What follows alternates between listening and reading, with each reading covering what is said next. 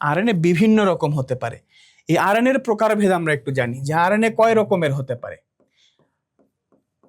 RNA এর মধ্যে সবার প্রথম যে আরএনএটা আমরা দেখি এটাকে বলা হয় এমআরএনএ বা মেসেঞ্জার আরএনএ। কি বলা হয়? Messenger RNA. আরেকটা আছে টিআরএনএ বা ট্রান্সফার আরএনএ। নাম দেখেই বুঝতে পারছো, ট্রান্সফার আরএনএ। 3 নম্বরে হলো আরআরএনএ। আরআরএনএ মানে রাইবোজোমাল আরএনএ। কি আরএনএ? Ribosomal RNA. 4 নম্বরে মাইনর আরএনএ।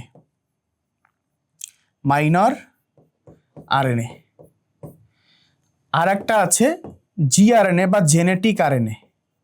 জিআরএনএ বা জেনেটিক আরএনএ। কোনটার কাজ কি? এখান থেকে এমসিকিউ আসবে। মেসেঞ্জার আরএনএ দেখেই বুঝতে পারছো বার্তাবাহক। ও কিসের বার্তা বহন করে?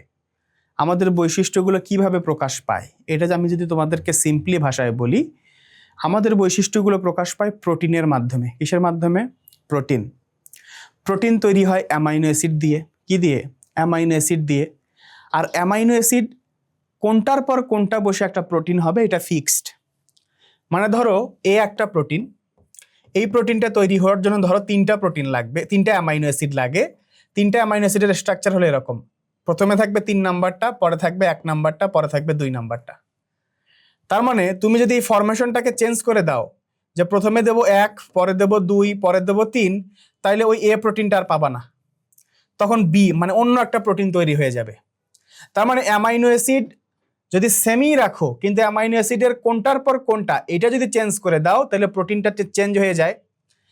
এ প্রোটিন একটা নির্দিষ্ট বৈশিষ্ট্যের জন্য দায়ী। এ প্রোটিন একটা নির্দিষ্ট বৈশিষ্ট্যের জন্য দায়ী, তেমনিভাবে বি প্রোটিন আলাদা একটা বৈশিষ্ট্যের জন্য দায়ী। আচ্ছা, তো এই বৈশিষ্ট্যগুলো নিয়ন্ত্রিত হয় কার মাধ্যমে? ডিএনএ এর মাধ্যমে। কিভাবে? এটা ধরো ডিএনএ। এই ডিএনএ এর মধ্যে ধরো এইটুকু থেকে এইটুকুর মধ্যে আছে জিন। কি আছে? জিন। এইটুকু আছে জিন। জিনকে কপি করে তৈরি হয় মেসেঞ্জার আরএনএ। কি তৈরি হয়? Messenger RNA. মেসেঞ্জার আরএনএ ওই জিনের তথ্যটা নিয়ে যায় রাইবোজোমের কাছে। মনে করে দেখো, রাইবোজোমকে আমরা কি বলেছি? প্রোটিন তৈরির কারখানা। মেসেঞ্জার আরএনএ গিয়ে বলে যে আমার মাঝে প্রোটিন তৈরির তথ্য আছে। কোন তথ্য? ওই যে ডিএনএ এর মধ্যে লেখা আছে কোনটার পর কোন নাইট্রোজেনাস বেস আছে, ওই তথ্যটা আমি নিয়ে আসছি। এই তথ্যটাকে কাজে লাগিয়ে তুমি আমাকে একটা প্রোটিন তৈরি করে দাও, আর ওই প্রোটিনটা আমার একটা বৈশিষ্ট্য নিয়ন্ত্রণ করবে। তা বোঝা গেল, তার মানে মেসেঞ্জার আরএনএর কাজ হলো ডিএনএ থেকে প্রোটিন তৈরির তথ্য নিয়ে রাইবোজোমের কাছে যাওয়া। ডিএনএ থেকে প্রোটিন তৈরির তথ্য নিয়ে রাইবোজোমের কাছে যাওয়া। দ্যাটস ওয়াই একে মেসেঞ্জার আরএনএ বলে। এখন আসে ট্রান্সফার আরএনএ। ট্রান্সফার মানে এক জায়গা থেকে আরেক জায়গায় নিয়ে যাওয়া। কাকে কোথায় নিয়ে যায়? ওই যে মেসেঞ্জার আরএনএ রাইবোজোমকে অর্ডার দিল যে আমাকে প্রোটিন তৈরি করে দাও। প্রোটিন তৈরির জন্য কি লাগবে? প্রোটিন তৈরির জন্য লাগবে অ্যামাইনো অ্যাসিড। অ্যামাইনো অ্যাসিড আছে কোথায়? অ্যামাইনো অ্যাসিড আছে তোমার সাইটোপ্লাজমের ভিতরে, তোমার কোষের ভিতরে। কিন্তু কোষের ভিতরে থাকলে হবে? যেতে তো হবে কারখানায়। কারখানাকে প্রোটিন তৈরির কারখানা রাইবোজোম। তাহলে অ্যামাইনো অ্যাসিড আছে কোথায়? সাইটোপ্লাজমে। এ দ্বারা বোঝাচ্ছি অ্যামাইনো অ্যাসিড কোথায় আছে? সাইটোপ্লাজমে। তো সাইটোপ্লাজম থেকে কোথায় নিয়ে যেতে হবে? রাইবোজোমে। কে নিয়ে যাবে? টিআরএনএ। এই জন্য ওকে কি বলা হচ্ছে? Transfer RNA. তার মানে ট্রান্সফার আরএনএর কাজ কি?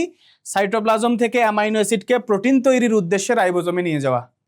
সাইটোপ্লাজম থেকে অ্যামাইনো অ্যাসিডকে প্রোটিন তৈরির উদ্দেশ্যে কোথায় নিয়ে যাওয়া? রাইবোজোমে নিয়ে যাওয়া। বুঝলাম।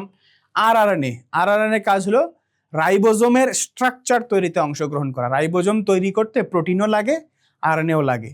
তো যে আরএনএ গুলো রাইবোজোমের স্ট্রাকচার তৈরিতে ব্যবহার হয় সেগুলোকে রাইবোজোমাল আরএনএ বা আরআরএনএ বলে।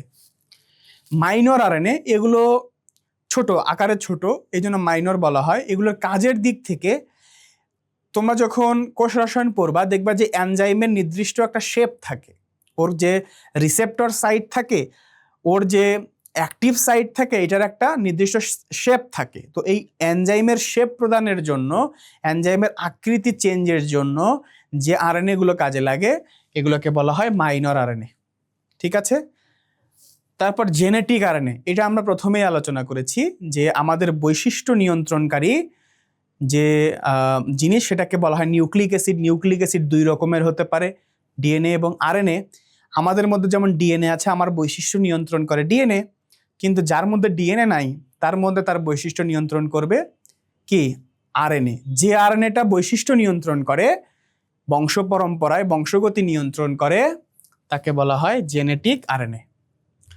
তার মানে যেমন ভাইরাসের মধ্যে যদি আরএনএ থাকে, ওর মাঝে যদি আর অন্য কোনো ডিএনএ না থাকে, ওই ভাইরাসের বৈশিষ্ট্যটা কে নিয়ন্ত্রণ করবে? আরএনএ।